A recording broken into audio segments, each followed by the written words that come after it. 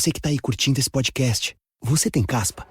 Ah, então nem precisa mais ficar com vergonha. Chegou a nova linha Dercos Anti-Caspa DS da Vichy. Ela elimina 100% da caspa visível, sem ressecar os cabelos. E para todos os tipos de cabelo, seco, normal ou oleoso. Dá até para usar blusa preta. Não é à toa que a Dercos Anti-Caspa é a marca mais recomendada por dermatologistas no Brasil e no mundo. Saiba mais. Hi everybody and welcome to the Dr. Psych Mom Show. Today I'm going to talk about how adults used to have sex. And I'm going to use some other TV shows to give examples for this hypothesis, to support my hypothesis if this were research, which it's not. But before we get to that, I'd like to tell you to subscribe because my most recent subscriber episode was why kids, especially the teen age, find it harder to empathize with more successful parents, particularly men, particularly if they're emotionally avoidant. So you will understand that better. You may have noticed, this is commonly phrased as, why do my kids treat me like shit? I do have a podcast about that, but if you are in the particularly super successful bracket, then this would be the podcast for you. So anyway, in my ongoing quest to show you guys how sociologically there's been a tremendous shift that contributes to the sexless marriage boom, I was watching, I told you I watched My So-Called Life in a previous episode on how, kids used to have, so kids TV, as I discussed in a prior episode, if it was made for teens, like My So-Called Life, it also used to include adults having sex, like obviously not a porn scene, but, the adults would be like kissing in the kitchen, or they would be like kissing in bed, and then it would fade out. So it was like a known thing that like adults have sex. Like this is like a thing that was known, and it was positive because it was always like that the kid would like complain about like, ew, mom and dad, and then like usually because it's a TV show, there's got to be drama, and this happened in 90210. Then the marriage has problems, right? So mom and dad have problems. A kid who thought their life was perfect, mom and dad now have problems, and kind of like they wish mom and dad would go back to the making out all the time, like they wish mom and dad would go back to what they previously thought was the gross kissing, because now mom and dad have some sort of other bigger issue, which is interestingly commonly infidelity, which is yet some more evidence that adults had sex in prior generations, that supports my hypothesis even further. So I was also watching Dawson's Creek. I watched one of those with my kids the other day, the first episode of Dawson's Creek. You remember that one. It had young Katie Holmes in it. But anyway, much like every other episode, I was astonished because adults had sex yet again in a TV show that was for kids that I watched when I was a preteen, and I think that, I forget when it came out. It was in the 90s, that I was either a teen or a preteen, and whatever. It was just thought of it as good and normal that adults have sex. So Dawson comes in, his parents are making out, and they're not just like making out like kissing, like pecking. They're like really making out, like they're rolling around in the living room, and this is thought to be totally normal. Then Pacey, who's like Dawson's friend, says like, what, y'all gotta sit down before you like fall down of shock or just laugh yourself to death. Like they're working in their video store and this MILF comes in, and Pacey, another teenage boy, says to Dawson, the first teenage boy, like something about, like she's a mom. Like we all know moms have great sex lives. And I just thought that was so fucking funny, right? Because nowadays it's like thought to be exactly the opposite. Like moms like are supposed to be completely neutered and have no sex, So it's basically men either see like MILFs in porn, or else like all of the women in their demographic, including their own wives, who are like, no, can't have sex when the kids are awake, can't have sex if the kids are asleep, can't have sex if the kids exist, can't have sex at all, So it's very, very interesting that moms used to be thought of as people who have sex just by virtue of being married. Thus, you have sex with your husband. So it was like super interesting, and it made me think about this whole idea where I've told you that I've worked with young people, like people in their young 20s, frequently more and more over the years, they don't want to have kids. And frequently they don't want to get married. And, a lot of them, when they're saying why, they say, like, my parents' lives sucked, that my parents' lives weren't fun at all. Like my parents were great. They brought me everywhere. They did everything. But, I don't want that kind of life. It was like just all driving me places and going to work. And then they would just like be like watching TV or maybe have a drink or something. But I mean, they didn't have any fun. They're barely ever smiling. They're always stressed out. Like, I guess it was the kids that did it, or maybe it was the marriage. I don't know. But I certainly don't want to be in that position. And I mean, they got a point, right? Because like adulthood, the way that parents act nowadays, adulthood doesn't look fun. It doesn't look like something that people enjoy. It looks like you're sacrificing yourself. As soon as the kids get into the picture, you're completely sacrificing your adult life to them. And this is why I'm such a big proponent of, yes, of course you should have sex as a parent. The only people that think it's like a worst case scenario to like try to get into your parents' room and you can't because the door is locked. Like this is literally like what people tell me frequently. Can't lock the door. Why can't you lock the door? So I say, okay, so can you have sex at night after the kid goes to sleep? Fine. Yeah, but we can't lock doors. So I'm very uncomfortable to do it because we can't. Sometimes they say we can't close doors. Oh, why not? Well, what if they wanted to get in? They say to me as though I'm some sort of an idiot, right?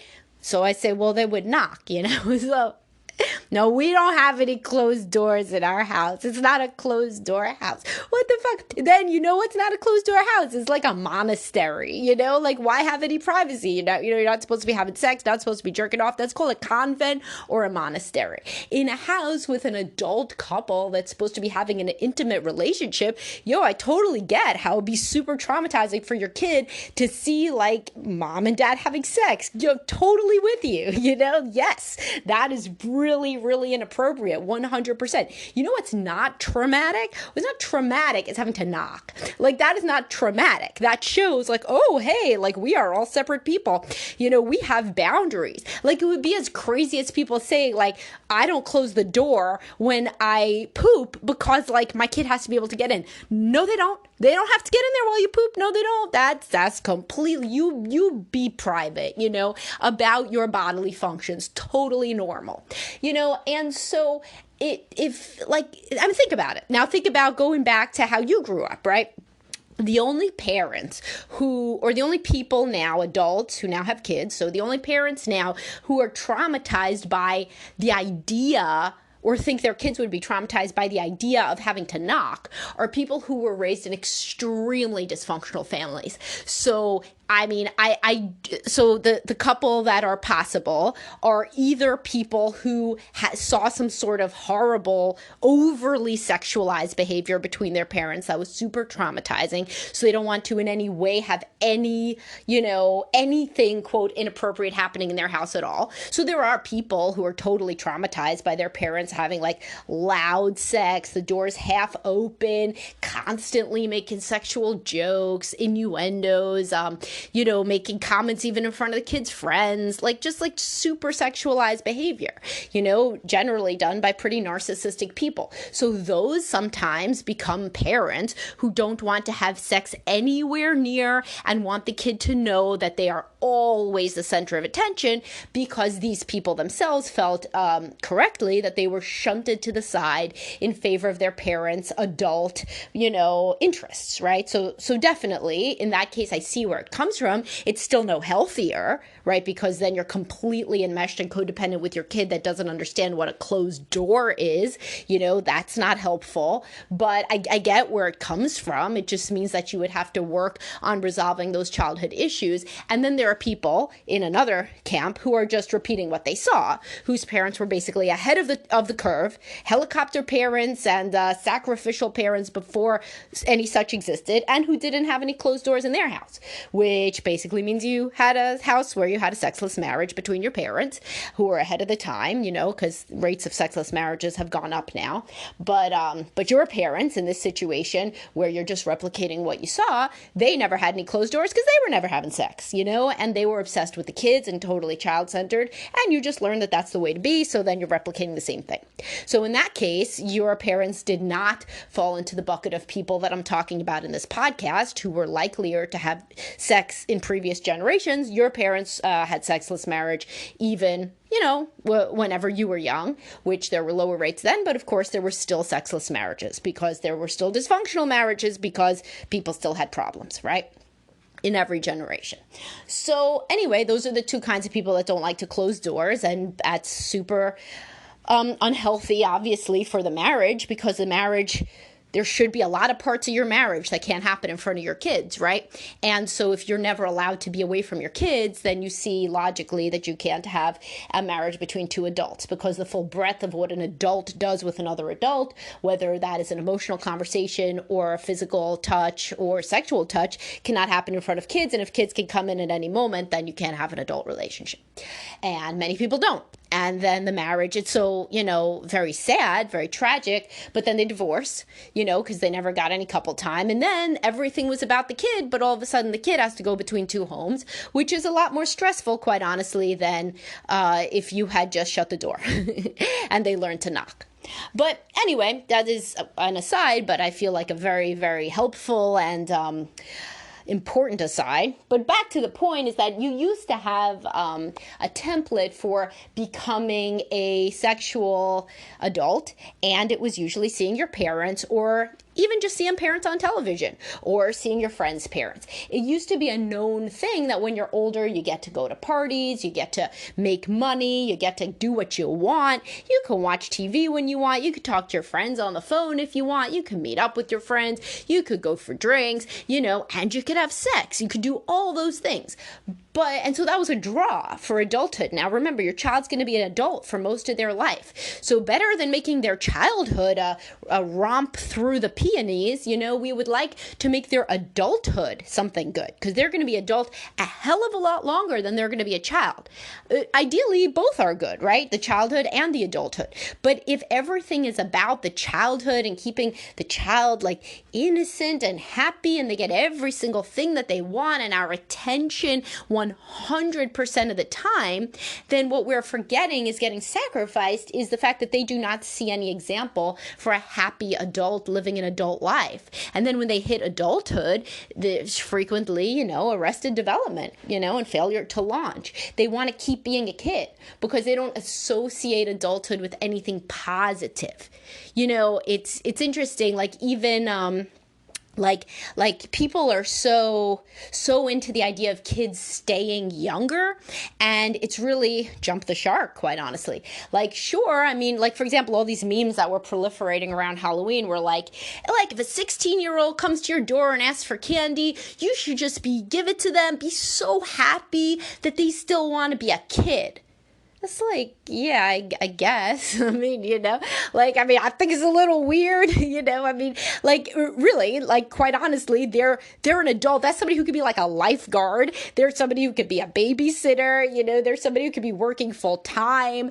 There's somebody who, they're 1 year away from the average age of having sex. I don't know, it would, honestly, if they're out there at 6 p.m. with the kids that are 4 years old in their dinosaur costumes, I don't know how normative it is. Maybe it's getting much more normative now. Either way, it would be just as appropriate to say, be happy for the 16-year-old that wants to go to a house party and dress up and kiss, people and experiment with being an adult because they want to be an adult. That's not bad. To be a teenager who looks forward to adulthood isn't bad, because adulthood is where you're going to end up for the large majority of your years on this planet are as an adult. So nowadays, adults fetishize the endless childhood, but then they're super upset when their children do not want to actually become adults. And and there become more and more articles advising parents how to kick their kids out when their kids are in their 20s. So there's no free lunch. You can't kind of insulate your kids from the idea that there is adulthood even looming and just do everything to make them happy to be kids, but then also be like, why don't they want to be adults? I'm getting older. I'm like, honestly, I'm realizing I'm not going to be around forever. And how the hell are they going to take care of themselves? It's basically like when you feed the animals in the winter and then you're like, holy shit, I can't go on vacation. Otherwise, all these animals are going to die because they've become so dependent on me leaving out food. So, kind of gets like that. And I work with a lot of people, honestly, who are dealing with the adult kids in the home, and it's not all it's cracked up to be. And many people are smart enough to know that it's not cracked up to be much, but in the first place. And some people like it, but a lot of people don't. And the reason they don't is not because they don't like hanging out with their adult kids. Of course they do. Some of them do. But because the adult kids don't seem to have any motivation to move forward and to be independent. And the parents start to realize they're not going to be around forever. And so they get anxious. They get very anxious about the child's ability to live on their own. And I relate this to the fact that adulthood does not look interesting to these kids. It doesn't. It looks like a huge sacrifice. It does not have any good privileges that being a child didn't have. In fact, it all looks like sacrifice. So if you want your child to be happy about eventually becoming an adult and to look forward to adulthood and consider it a time of freedom and exploration and fulfillment and yes, sex and relationships and all of those things, you need to model that, and you need to focus on showing your kid in the absence of media role models, because as I said, I mean, can you even imagine? I cannot even imagine a show like Dawson's Creek that is intended toward teens. Oh, and then at the end, even better, at the end of it, Pacey kisses the MILF, right? And the MILF turns out to be his teacher. And so, I mean, this would like never, ever, yeah, of course, like that would be inappropriate. Totally get it. I don't know if he's 17, 18, whatever, but either way, the idea of it like cannot even be shown now on a TV show. It's like so wildly different, right? And yes, times change, but also there is a profound, and I'm not saying that that's the thing that would be great if every teenager got to make out with their English teacher. Like that would be far worse than that would be not good. But the idea of the parents having a sex life, that is really a net positive. That's something that really allows kids to see, oh, there's something different and valuable about being an adult and being in a relationship. That's when you kind of get to do what you want a lot of the time. Yeah, you have to have a job, you have to take care of your kid, but also you get to have this loving sexual relationship and you get to have fun, etc., etc. And kids nowadays often really don't feel like that about their parents, and it's really a shame. And the parents can use it as a wake-up call to say, what are we modeling about adulthood? Are we modeling a good intimate relationship? Is there anything about observing us that would make our son or daughter want to go out in the world and be an adult? Or not. And in that case, like maybe we could work on that. Maybe we could use that as a motivator since we both love our kids so much. All right, so hopefully this was interesting to you. More sociological and popular media related takes on our burgeoning sexless marriage issue. And I will talk to y'all soon. Have a great day, guys.